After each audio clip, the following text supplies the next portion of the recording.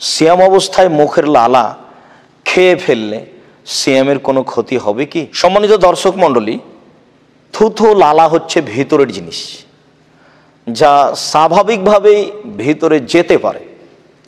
আসলে খাওয়া হয় ওইসব জিনিস যা বাহির থেকে আসে, যার কারণেই আব্দুল্লাহ ইবনে ওমর রাদিয়াল্লাহু তাআলা আনহু বলেন যে রাসূল সাল্লাল্লাহু আলাইহি সাল্লাম বলেছেন, সিয়াম বিচারের মাঠে আল্লাহ তাআলার নিকটে বলবেন, রব্বি মানাতুহু বিত্তমে ওয়া শাহওয়াতি বিন্নাহারে, আমি তাকে দিনে খাদ্য এবং প্রবৃত্তি হতে বিরত রেখেছি, তুমি তার ব্যাপারে আমার সুপারিশ গ্রহণ করো।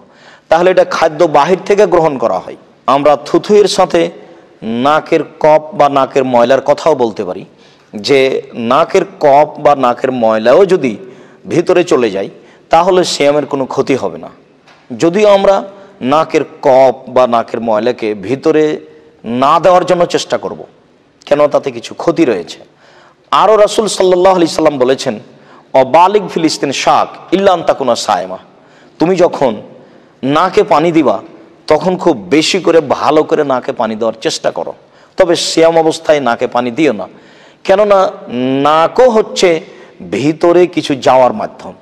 মানুষ যদি মুখের মাধ্যমে কিছু খায় এবং নাকের মাধ্যমে কিছু পেটের মধ্যে দেয় বা ইঞ্জেকশনের মাধ্যমে কোনো খাদ্যমূলক কিছু গ্রহণ করে, তাহলে সেটা তার ভিতরে চলে গেল বাহির থেকে, এই অবস্থায় সিয়াম ভেঙে যাবে।